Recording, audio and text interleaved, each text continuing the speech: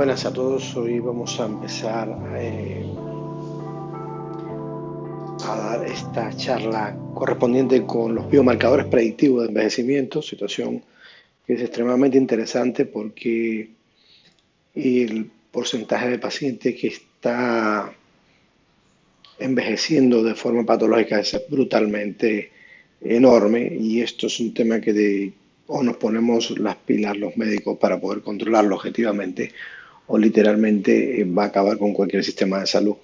Y llama la atención que desde el punto de vista global, la práctica de la medicina anti-envejecimiento muchas veces deja fuera estos valores tan cruciales en términos bioquímicos que nos pueden permitir objetivamente cómo se puede predecir el envejecimiento de un individuo. Esto es extremadamente importante.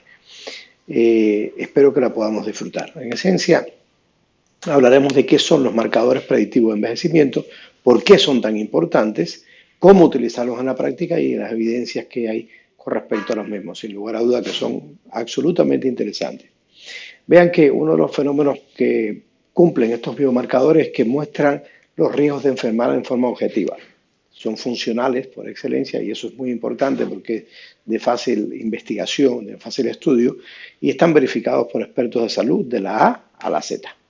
Así que dentro de las características de estos biomarcadores, objetivamente encontramos que están basados en medidas y evaluaciones, que están dirigidos a las causas y no a las consecuencias, esto es muy importante, que reconocen tanto una como las otras y que predicen el riesgo de enfermar en décadas. Y esto es pero muy crucial. O sea, lo que puedas hacer hoy va a evitar evidentemente lo que te puede llegar a suceder el día de mañana, incluso en décadas. Es aplicable a sistemas globales, es muy sencillo y es utilizable en poblaciones pequeñas y grandes, así como medianas, realmente en cualquier población, incluso sin lugar a dudas en nuestros pacientes en la consulta día a día. Aquí están los 7 biomarcadores que son sumamente sencillos de aplicar y de estudiar, como ven en pantalla. Primero, la hemoglobina glicosilada. Segundo, la homocisteína. Tercero, la proteína CR ultrasensible. Cuarto, la oxidación de la low density lipoprotein barra high density lipoprotein.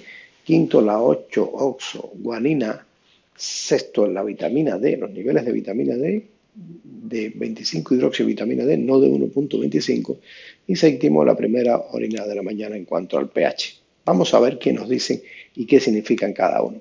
Bien, vamos a entender los biomarcadores predictivos. En primer lugar, la hemoglobina glicada. La hemoglobina glicada nos habla, señores, de 3 o 4 temas importantísimos. Uno, de los niveles de glucosa circulante, dicho sea de paso, pues los niveles de glucosa circulantes al alza, sin lugar a duda, van a glicar, van a unirse, van a caramelizar una proteína que en este caso se utiliza como mosaico la hemoglobina, pero en realidad esto ocurre con muchas proteínas. Esto es un proceso absolutamente nefasto para la actividad de las proteínas. Luego nos va a hablar indirectamente de los niveles de insulina funcional que hay en el individuo. ¿Aún puede haber una hiperinsulinemia suprafisiológica en individuos con hemoglobina glicada? Puede haberla, no hay duda alguna. Y sabemos los desastres inflamatorios y oxidativos que ocurren secundariamente a esa hiperinsulinemia. Es muy importante saberlo. Y luego, sin lugar a dudas, nos va a hablar de energía y metabolismo. Nos va a hablar de cuánta energía tenemos disponible objetivamente, cuán bien está entrando la glucosa al interior celular como sustrato energético o si realmente se está quedando pues unida a estas proteínas, induciendo alteraciones de las mismas para variar. Y sin lugar a duda también nos refleja la actividad metabólica, conceptualmente aquella que nos permite que a través de un combustible alimentario podamos inducir ATP, producir ATP. El segundo, globalmente, para irlo entendiendo, hablo de homocisteína, hace una alusión objetiva, clara, precisa y cercana a la metilación, a ese proceso tan fisiológico e importante, crucial, que es la desmetilación de la metionina. Es un ejemplo de la metilación de la epigenética en toda su capacidad y es extremadamente importante. Y así, sin lugar a duda, hablando de metilación, tiene un nexo crucial también con la capacidad de toxificación del individuo. Por eso es muy importante la homocisteína. A grosso modo, luego iremos viendo en profundidad otros detalles con respecto a la misma. Luego la proteína C ultrasensible. ¿Esto nos habla de qué? Nos habla de inflamación y de capacidad de reparación, que no es lo mismo. O sea, nos inflamamos en fase aguda y en dependencia de la actividad de ciertas sustancias llamadas resolutivas de la inflamación que puedan estar disponibles o no, vamos a entrar a reparar el tejido lesionado o no. Y esto es sumamente importante tenerlo en cuenta. Por otro lado, está la oxidación de la low density lipoprotein y el HDL. ¿Y esto de qué nos hace hablar? ¿De qué nos hace memoria, refresca la memoria? De la suficiencia o no de antioxidantes del individuo, del estrés oxidativo y de la actividad radicalaria, lo cual es muy importante. Hay una relación directa y proporcional entre la suficiencia de antioxidantes y la actividad radicalaria del individuo con respecto a que si por alguna casualidad estos radicales libres están por encima de la capacidad antioxidante del individuo, entonces va a resultar en un estrés oxidativo marcado. Y sí es cierto que bioquímicamente hablando es tan mal lo estrés oxidativo como el reductivo, pero en este caso el estrés oxidativo tiene un target crucial, que ese target es la low density lipoprotein, la high density lipoprotein, alterando de forma absolutamente importante la funcionalidad de las mismas, lo cual trae consigo, sin lugar a duda, al aumento del riesgo de la formación de placas ateromatosas en un futuro. El otro biomarcador es la 8-oxiguanina. La 8-oxiguanina es crucial porque nos habla de la defensa antioxidante y de la posible lesión establecida del DNA o no. O sea, la 8-oxiguanina, en dependencia del momento del día en que encontremos el valor elevado, tiene una lectura totalmente diferente que habla en estos dos pilares fundamentalmente. Luego, la famosa vitamina D, esa acción pleiotrópica crucial llevada a cabo por la vitamina D, es fundamental. Por eso nos habla de comunicación celular. Esto es sumamente importante. O sea, lo que estudiamos cuando éramos alumnos de medicina en cuanto a la importancia de la vitamina D para evitar el raquitismo y la osteomalacia ha quedado ahí. Y hay muchísima información por encima de esto que tiene un valor incalculable y que no le estamos haciendo caso. Uno es el grado de modulación de la comunicación celular y de la adhesión. Esto es muy importante, la adhesión, sobre todo con los procesos oncológicos. Y por supuesto el control inflamatorio crónico per se, que va modulando el NF-kappa beta, por lo que les voy a comentar más adelante, siendo un gran modulador del IKK beta desde el punto de vista fisiológico. Y bueno, la primera orina de la mañana en cuanto al pH. ¿Eso de qué nos va a hablar? Del estatus mineral del individuo y del riesgo de acidificación intracelular, que es lo que nos interesa de forma importante. Ese efecto acidosis metabólica light, que es importante cuando se croniza en el tiempo. Bien, los biomarcadores predictivos, entonces, ¿se correlacionan con qué? Hablamos entonces que la hemoglobina glicada se correlaciona con la disponibilidad o no de energía para la vigilancia y reparación, así como la famosa glicosilación de proteínas que les comentaba anteriormente. Por otro lado, la homocisteína, ¿con qué se relaciona? Con el balance de transporte en la metilación, desde la metionina hasta la obtención de la cisteína, lo cual es muy importante. Acuérdense que esto es brutalmente importante en la condición clínica de cualquier individuo para evitar no solamente el desarrollo de enfermedades cardiovasculares, veremos que es crucial cuando se encuentran elevados niveles de homocisteína, como aparecen diferentes patologías que impresionan, no tienen nada que ver y que tienen una relación directa y proporcional. Y la relación con los ciclos dependientes, que es importantísimo. O sea, el ciclo de la metilación tiene una relación directa y proporcional con 3 ciclos más que son cruciales. El ciclo del ácido tetrahidrofólico, el ciclo de la tetrahidrobiopterina y el ciclo de la urea, lo cual es crucial para entender cómo la alteración de la metilación puede replicar negativamente de forma importante en estos otros ciclos. Y por supuesto, un concepto que casi nadie toca, que es la homocistenilización de las proteínas.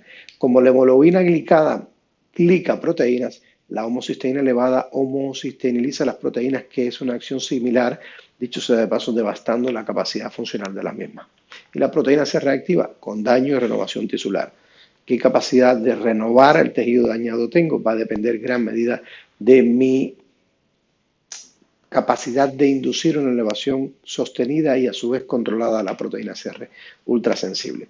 Luego, la 8-oxiguanina asociado a la oxidación de la low density lipoprotein, la high density lipoprotein, ¿de qué nos habla? ¿Con qué lo relacionamos? Con el estatus antioxidante del individuo y con el riesgo de daño oxidativo, no hay duda alguna. ¿Con dónde ese daño oxidativo se establece? En membranas y en núcleo. Cuando ocurre en membranas se genera lipoperoxidación, cuando ocurre en núcleo nos eleva la 8-oxiguanosina. El aumento de la elevación de la 8-oxiguanina o guanosina, es un indicador, en dependencia del momento del día, vuelvo y repito, de una posibilidad importante de estar generando una muesca, un daño oxidativo importante al ADN y por ende favorecer la expresión de patologías que podamos portar genéticamente. Por otro lado está la vitamina D. Ya dijimos que la relación estaba con la modulación del ciclo celular, que es uno de los temas más importantes, y con ello de la inflamación, no hay duda alguna, de la comunicación celular. Y la primera orina de la mañana es un tampón mineral dependiente en las células. Es muy importante para saber hasta qué punto nos queda un estocaje de minerales para intentar compensar este fenómeno que se puede cronizar. Bien, la afección, señores, de los biomarcadores predictivos expuestos generan ¿qué? Generan enfermedades crónicas, degenerativas, autoinmunes, incluso cardiometabólicas y oncológicas incluso. Pero ¿esto con qué está relacionado? Fundamentalmente con una inflamación sistémica de bajo grado y con un estrés oxidativo marcado, a merced de los otros datos que hemos dado anteriormente. Entonces, para ir repasando de uno en uno, hablaremos del primer biomarcador predictivo, que en este caso es la hemoglobina glicada. Y como ya dijimos, se relaciona con glucosa, insulina, oxidación y factores de crecimiento. Desde el punto de vista convencional, la hemoglobina glicada solo la tenemos en cuenta para ver objetivamente, teóricamente, cuán bien o mal se está portando el paciente diabético. Hasta por debajo de estas cifras estaría teóricamente bien el paciente diabético y sin lugar a dudas hacia arriba estaría glicando proteínas y esto tiene una relación directa y proporcional con una enorme cantidad de patologías que ya sabemos. Pero vean ustedes que en esta gráfica muy evidente, objetivamente desde que aumenta considerablemente la glicosilación de las proteínas, se induce un aumento de la concentración de glucosa. Es directamente proporcional, no hay duda, o casi directamente proporcional. Aquí este paciente que tiene 350 miligramos por decilitro tiene una hemoglobina glicada que es un desastre. Sin lugar a dudas, esto es una relación directa y proporcional. Pero quiero que nos vayamos a la parte más baja de la gráfica. Fíjense que cuando empieza a elevarse la hemoglobina glicada, estamos hablando de valores de glucemia que están cercanos a los 90 y fracción largo miligramos por decilitro y nosotros estamos teniendo como con un índice de normalidad hasta 5,5 o 6, donde ya hay unos niveles de glucemia por encima de 120 miligramos por decilitro.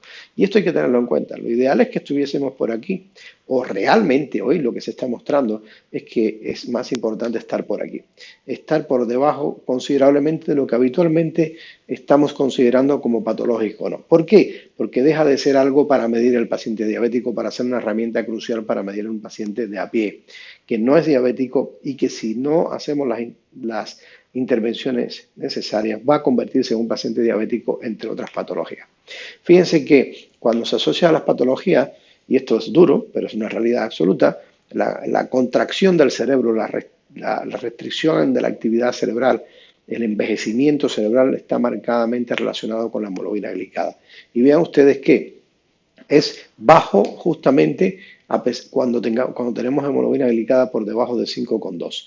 De 4,4 a 5,2, que sería el target ideal, estamos teniendo una dificultad, la estamos poniendo difícil para que el cerebro envejezca. Estamos evitando la contracción de los tejidos. Sin embargo, de aquí en adelante va incrementando esa contracción y por ende esa funcionalidad del tejido de forma absolutamente directa y proporcional. Y esto hay que tenerlo en cuenta. No hay duda alguna que hay que tenerlo en cuenta. ¿Qué es lo que pasa realmente antes de la glicosilación de la hemoglobina? O en esencia, antes de los valores que tenemos como valores patológicos. Ya en valores que damos como normales, valores sin diabetes, está pasando algo. Claro que está pasando. Ya hay resistencia a la insulina, ya hay hiperinsulinemia compensadora, ya hay un aumento del estímulo sobre la 5-delta desaturasa, la síntesis de eicosanoides, ya aumenta la liberación y disponibilidad de araquidónicos versus eicosapentanoicos, ya aumenta la actividad de la ciclooxigenasa 1 y 2 del vascular endotelial growth factor, del PG2, del malonilaldehído, del tromboxano 2 y A4, favoreciendo fenómenos protrombóticos, fenómenos oclusivos arteriales y evidentemente incluso fenómenos oncológicos. Incluso está sobreexpresada la actividad de la 5-lipoxigenasa vía leucotrienos B4, aumentando la producción de serotonina, bradiquinina, sustancia anafiláctica lenta y histamina. Entonces, estamos sobreexpresando, ¿qué, señores? Un estrés oxidativo marcado, al cual le llamamos hoy estrés nitrosativo, porque depende fundamentalmente de los niveles de glucosa. Y esta glicosilación, que tenemos que evitar de que suba de aquí hacia arriba, está relacionada directamente con estos procesos que tiene el organismo una capacidad enorme de llevarlo de forma sistémica y afectar células a distancia, sin lugar a dudas, no es un tema localizado para nada. Frente a esta situación tenemos que tomar medidas sí o sí, porque incluso podríamos decir que es fácil explicar hasta cierto punto cómo la hiperglucemia que ya vimos en las diapositivas anteriores, cuando la hemoglobina glicada teóricamente estaba dentro de los valores de normalidad, ya había estados de hiperglucemia, que hay varias vías por las cuales está absolutamente demostrado que genera daño a nivel tisular. Uno por la autooxidación de la glucosa, otro por el aumento de la vía de la actividad del sorbitol, otro por aumento de la función mitocondrial. Realmente generas una sobrecarga de la actividad mitocondrial, estás dañando. Acuérdate que después, como mecanismo paralelo a la obtención de energía a través de la glucosa, se producen radicales libres y, dicho sea de paso, esos radicales libres no son nada positivos para la propia integridad de la mitocondria, así como para el resto del organismo. Por eso termina produciendo EYES, productos de glicosilación avanzada, los cuales van a favorecer considerablemente el desarrollo de una serie de reacciones moleculares, de señalizaciones moleculares de estrés fundamentalmente, que traen consigo el aumento de la óxido nitroso sintasa, el aumento del óxido nítrico, aumenta las citocinas inflamatorias, aumenta la disponibilidad de NAC-PH y NAC-oxidasa, aumenta la fosfofructoquinasa y esto aumenta la producción de anión superóxido, que fomenta considerablemente la disponibilidad o la intención de oxidar nuestras proteínas, nuestras membranas, nuestro ADN. Esto hay que tenerlo muy en cuenta porque está relacionado con la aterogénesis, con la peroxidación lipídica, con el daño del ADN, como dijimos, con la oxidación proteica y el deterioro del árbol arterial e incluso venoso. ¿Qué podríamos hacer para evitar este descalabro que hoy en día es más frecuente de lo que imaginamos? Idealmente, una dieta con baja carga glucémica, o sea, es crucial, carga glucémica versus índice glucémico, es importante con baja carga glucémica, ayunos intermitentes, esto es fundamental, control de la disautonomía, esto es otro tema muy importante, los individuos hoy vivimos con un nivel de estrés absolutamente desorbitante y esto genera una alteración metabólica importantísima. Fruto de esto, poco a poco andar, haremos un curso con la doctora Paula Martín O'Farrill, de la cual hablaremos acerca de un concepto nuevo en medicina que hemos realmente ideado entre ambos, que es la medicina neuroendometabólica. Es muy importante. Luego, la actividad física debe ser lipolítica y beta-oxidativa y podemos utilizar herramientas muy interesantes como el uso de la L-carnosina. Este es un dipéptido muy importante y que ha logrado de forma coherente en muchísimos estudios reducir el impacto negativo de la glicosilación de las proteínas. Más lo ideal es evitar llegar ahí. Y por supuesto, hay un antioxidante de elección para esto que puede ser muy interesante, que es el pignogenol, de 50 a 100 miligramos día. El pignogenol es un antioxidante autorrecuperable, tanto hidro como liposoluble, atraviesa la barrera hematoencefálica y genera una protección sistémica muy, pero muy interesante. Hay muchos artículos mostrando el beneficio incluso de la carnosina, como le decía anteriormente, en la función cognitiva en individuos prediabéticos, justamente un poco lo que estamos hablando. Bien, segundo biomarcador, la homocisteína. La homocisteína, como ven ustedes en este slide, tiene una parte que he puesto en rojo y otra que he puesto en verde. ¿Por qué? Porque sin lugar a duda tiene independencia de sus valores, va a ser crucial la cantidad de metabolitos finales que van a depender de ella y sin lugar a duda del efecto de la actividad biológica en un plano absolutamente fisiológico o patológico a nivel tisular. ¿Dónde vemos homocisteína elevada en la salud en general? En pacientes con depresión, pacientes con suicidio, en pacientes con osteopenia y osteoporosis, individuos con abortos espontáneos, con un síndrome de antifosfolípidos normales y anticuerpos anticardiolipinas normales, sin embargo tiene abortos espontáneos. En chicas con preeclampsia, en cáncer, diferentes patologías. Sin lugar a dudas, fíjense que por encima de todo esto y donde más frecuentemente se ve es la enfermedad cardiovascular. Esto es sumamente importante y esto tiene relación directamente proporcional con lo que les decía anteriormente, con la interacción entre el ciclo de la metilación, el ciclo del folato, el ciclo de tetrahidrobiopterina y el ciclo de la urea. Vean ustedes que esto tiene un nexo indisoluble y que una alteración a este nivel puede repercutir de forma absolutamente grotesca sobre los otros ciclos, afectando diferentes funciones. Por ejemplo, que una alteración de la metilación tenga que ver con que un individuo no rebase su estado de tendencia a la depresión. Podría haber tener una relación directa y proporcional cuando altera la tetrahidrobiopterina, por ejemplo. Eso es muy importante tenerlo en cuenta. Está asociado, por ejemplo, a estados como depresión. Y los mecanismos moleculares de la homocisteína elevada, sobre todo en la enfermedad cardiovascular, son estos que se lo he querido poner aquí porque cuesta encontrarlo en la literatura, que está relacionado con ¿qué? Con la homocisteína elevada al ser un elemento absolutamente tóxico al ciclarse y formar la famosa homocisteína tialoctona. Aumentando el plegamiento proteico es la homocistenilización en S o en N, que genera un daño estructural del funcionamiento proteico, y esto es muy importante, y las proteínas homocistiniladas, que son muy importantes, en este caso las lipoproteínas como la HDL y la Low Density Lipoprotein, y sin lugar a dudas induciendo estrés oxidativo. Por eso tenemos ahí 4 mecanismos moleculares que explican cómo la homocisteína elevada daña grotescamente el corazón.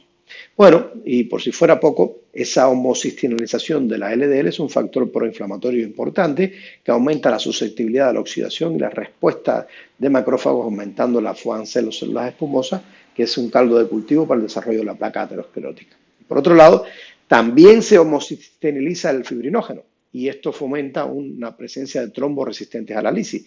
Y esto es un gran problema, sin lugar a dudas, desde el punto de vista clínico. Y por si fuera poco, la homocistenilización no ocurre solamente a estos niveles, sino también en el endotelio.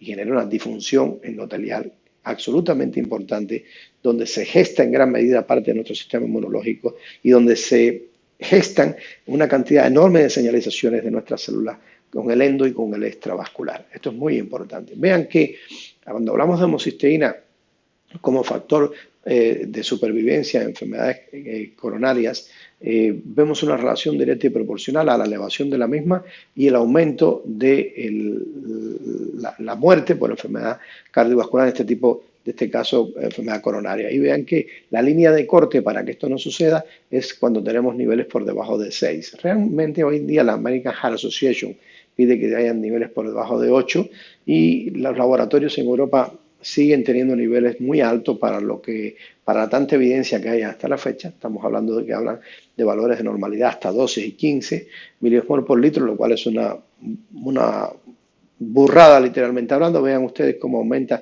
estos valores en un individuo que porta una patología cardiovascular de tipo coronaria, cómo aumenta el riesgo de fallecimiento. Entonces, si no tenemos estos datos en cuenta, estamos haciendo una medicina del siglo anterior, y por ende, sin lugar a dudas, se nos pueden ir muchos pacientes. Bueno, ¿y qué hacemos con una homocisteína elevada? No hay duda que estaríamos dirigiendo nuestra acción sobre la metilación de la metionina.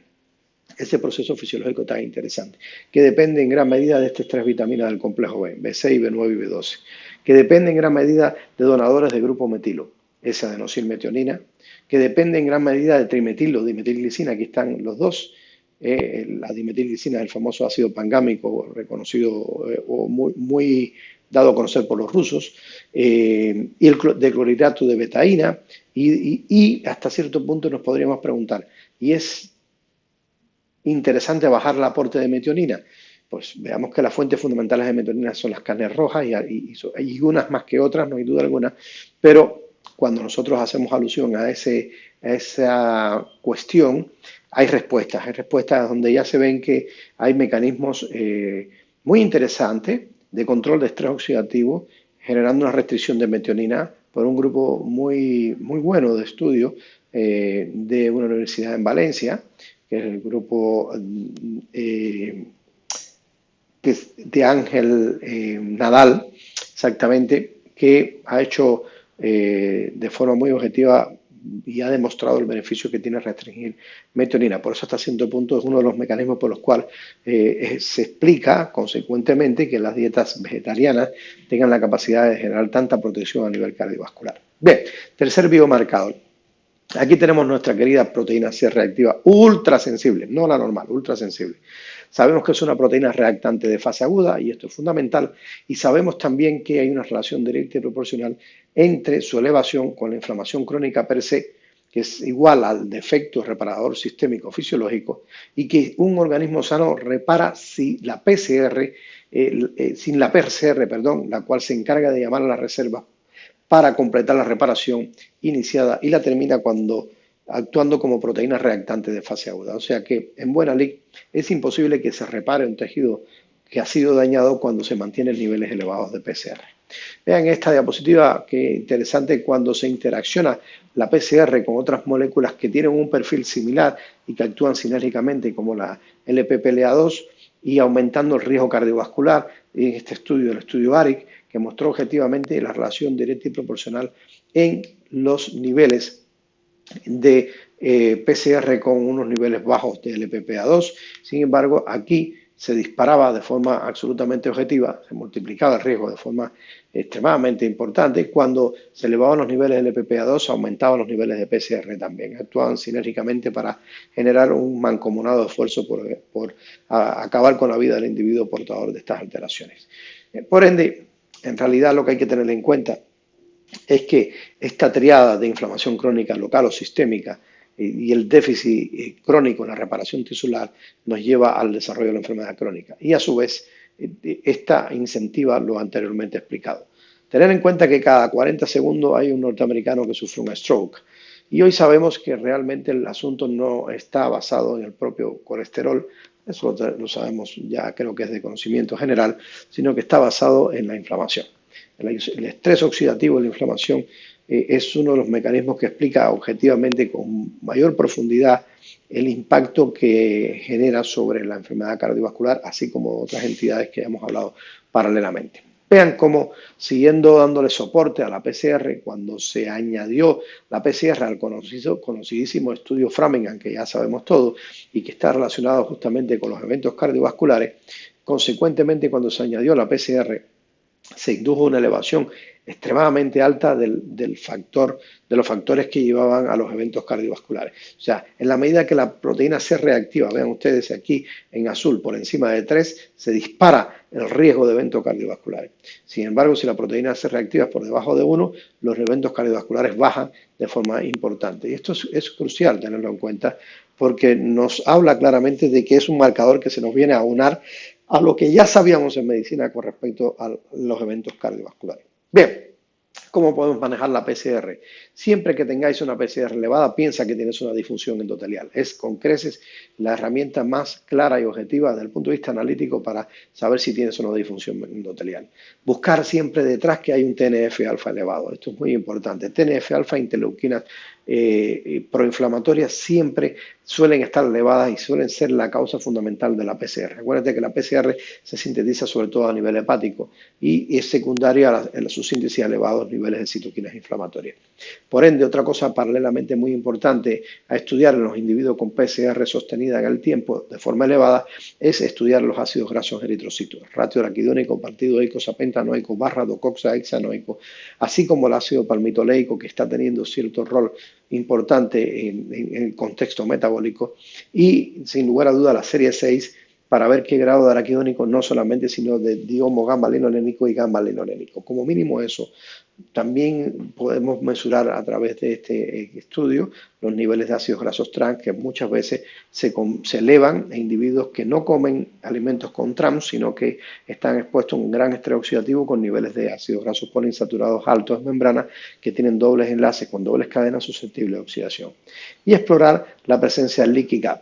¿Por qué? Porque cada vez hay más pacientes con disbiosis intestinal, más pacientes con permeabilidad intestinal y ahí sabemos que vía lipopolisacáridos inducen una sobreexpresión del TNF-alfa, multiplicando sin lugar a duda el riesgo de daño endotelial y elevación de la proteína C reactiva.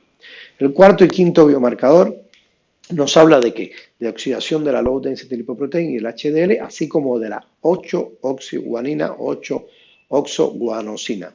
Y esto nos habla de suficiencia de antioxidantes versus exceso de radicales libres y por ende un estrés oxidativo. Vean que aquí hay que tener en cuenta varios datos moleculares. Los ácidos grasos poliinsaturados como amplificadores citoquina inflamatoria o proinflamatoria.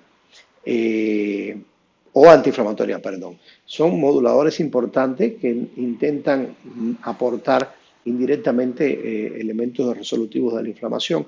Hablo de lipoxinas, manesinas, protectinas. Y además, paralelamente a eso, son elementos que favorecen la producción de citoquinas antiinflamatorias como la adiponectina. Por otro lado está la oxidación de los PUFAs y la lipoperoxidación. Tener en cuenta que la presencia de PUFAs, Polyunsaturated Fatty Acids, ácidos grasos poliinsaturados en membrana, es muy importante, pero en presencia de un individuo que tiene un potencial oxidativo crucial, esto genera mayor lipoperoxidación. Son estos mismos ácidos grasos los susceptibles de oxidación. La 8-oxiguanina refleja el riesgo oxidativo del ADN y por eso trae consigo que si está elevado, aumenta el daño a la muesca en el ADN, favoreciendo el desarrollo de enfermedad cardiovascular. Los adecuados niveles de antioxidantes previenen radicales libres. No sé, más que previenen radicales libres, evitan que los radicales libres hagan un efecto de sobrenadante en términos de relación con los propios antioxidantes y traiga consigo la presencia de estrés oxidativo. Y la relación DNA, RNA, traslación y transcripción depende grotescamente de justamente hasta qué punto yo estoy generando huella en la 8-oxiguanina, 8-oxiguanosina. Vean ustedes lo importante que es ver el tema de los lípidos hoy en el siglo XXI de la forma que merece, que es pensando en el grado de moléculas pequeñas y densas versus grandes y porosas que existen. Y esto se relaciona directamente con el ratio apolipoproteína B partido apolipoproteína 1, siendo el marcador de riesgo cardiovascular modificable más importante que existe, por encima del hábito de fumar, por encima de ser diabético, por encima del alcohol, por encima de no hacer ejercicio físico, y no le estamos prestando la atención que lleva. Esto es muy, muy importante. Vean el impacto que tiene la oxidación de la low density lipoprotein en la enfermedad cardiovascular. Desde la etapa inicial, una vez que se oxida la low density lipoprotein, entra por endocitosis al vascular, estamos hablando del endotelio, y es reconocido por los macrófagos como un elemento negativo, como un elemento extraño. Se va a producir una fagocitosis del mismo, va aumentando la producción de mieloperoxidasa, estos macrófagos, aquí lo vemos, y este aumento de las mieloperoxidasas fomenta una explosión respiratoria que lo que hace es sobreoxidar el propio LDL, y esto va a llevar a cabo a una alteración de las prebeta HDL versus HDL propiamente tal, favoreciendo la actividad del sistema inmune de las T, induciendo una respuesta inflamatoria marcada que se acompaña de la formación a posteriori de las FUAN, las células espumosas que llevarán a cabo, sin lugar a duda, la placa aterosclerótica. Es importantísimo tener en cuenta que el control del estrés oxidativo es importante desde aquí. Vean ustedes que depende de la ApoB, que es la fracción oxidativa de la low density lipoprotein, y a posteriori, incluso una vez que está establecida la placa, actúa como elemento de gatillo, como trigger, generando un ulcus en la parte superior de la placa, lo que trae consigo la complicación, o sea, la producción de un microtrombo que a distancia produzca una complicación aterotrombótica. Vean lo que les decía anteriormente, el factor modificable más importante desde el punto de vista cardiovascular es el ratio ApoB partido a 1, aquí lo ven, tanto en chicas como en chicos, y esto es muy importante por encima del riesgo de fumar, de ser diabético, del estrés. Vean qué interesante, esto está publicado por Yusuf en Lancet de noviembre del 2004 y apenas se tiene en cuenta desde el punto de vista clínico, lo cual habla de lo bien que nos portamos los médicos. Por otro lado están la 8-oxiguanina y la oxidación, la relación que tienen. No hay duda que va a depender, como les decía anteriormente, del momento del día que lo pillemos.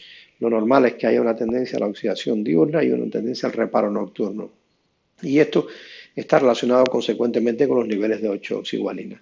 Hay una relación directa y proporcional. Mientras más elevados sean los niveles de forma persistente del 8-oxiguanina, pues entonces va a inducir alteraciones en la replicación o no, y va a inducir alteraciones sin lugar a dudas en la capacidad de expresión de enfermedades asociadas desde el punto de vista genético. Esto es extremadamente importante y hay que tenerlo en cuenta y es más frecuente de lo que imaginamos en nuestros pacientes.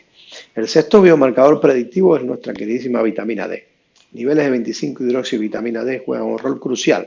Ya sabemos que el metabolismo de la vitamina D, sabemos que necesitamos sol, que con el sol no resolvemos el problema, que el 80% de la población mundial tiene un déficit importante de vitamina D, que con el sol realmente utilizamos sustrato, el sol es no más que un horno para producir vitamina D o previtamina D3, que luego justamente a nivel del hígado se va a convertir en 25-hidroxivitamina D, que es la que medimos porque el 1.25 dependiente justamente de la conversión en próstata, mama, pulmón, colon y células inmunes, es muy rápida la conversión y el gasto, pues es muy difícil que este patrón nos sirva como un patrón serológico objetivo y la 1,25 hidroxivitamina D por vía de la conversión renal también tiene una capacidad enorme de volatilizarse en términos de medirlo desde el punto de vista serológico. Por eso hay que medir siempre 25 hidroxivitamina D, que es sustrato para ambas.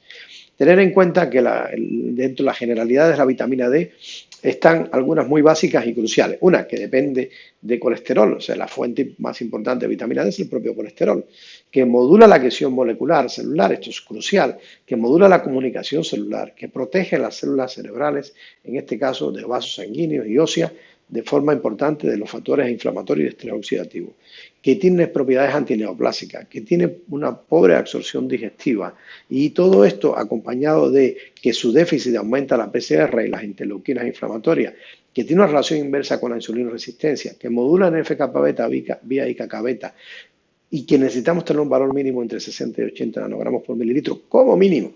Y hoy en día está yendo cada vez más al alza estos valores que antes se decía ya que a estos niveles el riesgo de lipotoxicidad era muy grande y esto no es así desde el punto de vista clínico, es totalmente diferente el asunto, totalmente diferente. La vitamina D, señores, como sabemos, tiene unos efectos pleiotrópicos, como lo ya he descrito, y además, de hecho sea de paso, es hoy en día reconocido como una hormona más que como una vitamina.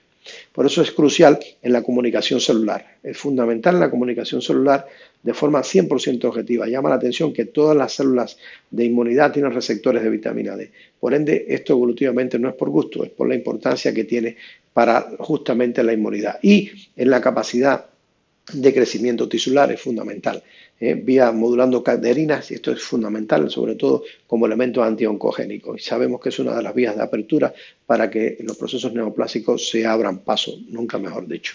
Luego, reponer vitamina D. Hay que tener en cuenta si el individuo está inflamado, lo que es muy frecuente en la población. Tenemos una pandemia de individuos inflamados. Por ende, el individuo inflamado es un individuo que gasta vitamina D de forma sostenida cada momento del día. La reposición tiene que mantenerse durante el tiempo. Lo repones y le dejas de reponer, va a venirse abajo nuevamente de forma grotesca. La reposición per se, por eso les digo, ¿ok? ¿Cuánto ponemos? 1, 2, 3 o 50.000 unidades al día? Va a depender en gran medida justamente de las entidades, de las patologías que tenga de base y del estatus inflamatorio, como bien decía anteriormente, así como del dosaje, o sea, has medido la vitamina D en este individuo, ¿a dónde quieres llegar? El riesgo de la hipotoxicidad es realmente, hoy en día, desde el punto de vista bibliográfico, se puede describir muy bien. Desde el punto de vista clínico, no lo vemos. Incluso tenemos pacientes con esclerosis múltiple que tratamos con 50.000 unidades de vitamina D al día, 50.000 unidades de vitamina D al día. Miren ustedes que la dosis es como para generar lipotoxicidad y al cabo de 2 o 3 años no han generado lipotoxicidad ninguna. Se sabe que es una de las indicaciones precisas de la vitamina D.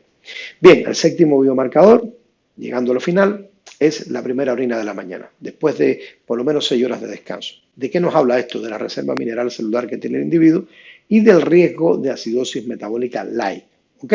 ¿Qué indica el pH de la primera orina de la mañana? Eso, estatus celular ácido metabólico, activación del tampón mineral, cómo lo estás activando, si de manera excesiva o no, catalizadores enzimáticos pH sensibles que son muy importantes y nos habla de la salud ósea, vascular y cerebral.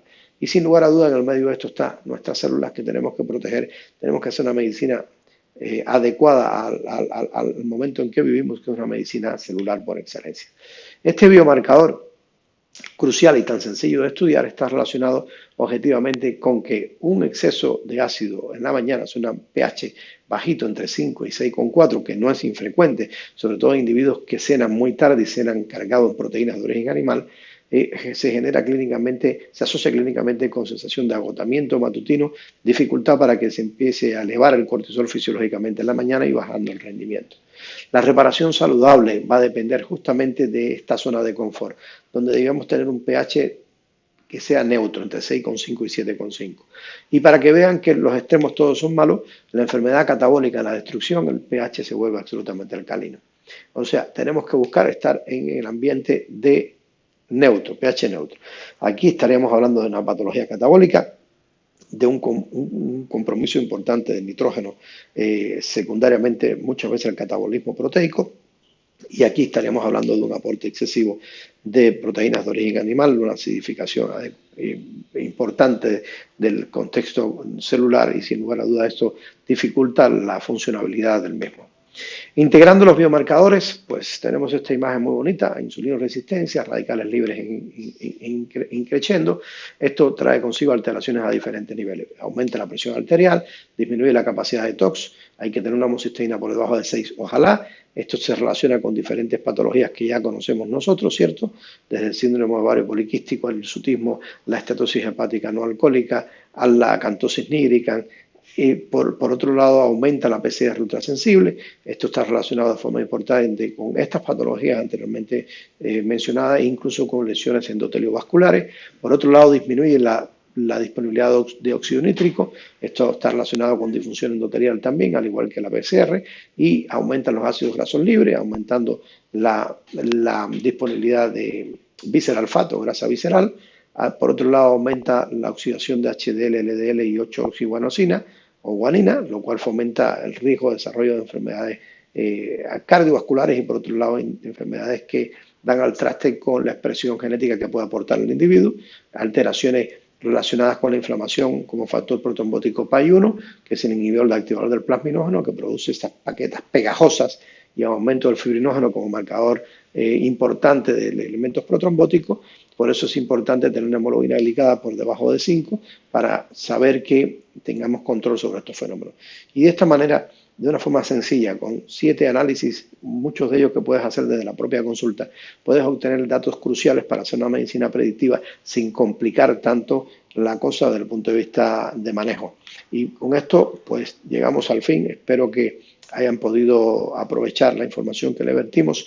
Tienen nuestros datos acá de contacto, la sociedad que presidimos, la sengmo.org, la clínica nuestra, donde pueden encontrar algunos datos y artículos escritos por nosotros. Ya hay más de 150, 200. El correo electrónico nuestro de la SEMO, el correo electrónico de la clínica y nuestro Instagram, donde mantenemos cierta comunicación con nuestros seguidores mostrando algunas novedades con respecto al ámbito clínico. Muchísimas gracias y esperamos que sea de tu agrado. Hasta luego.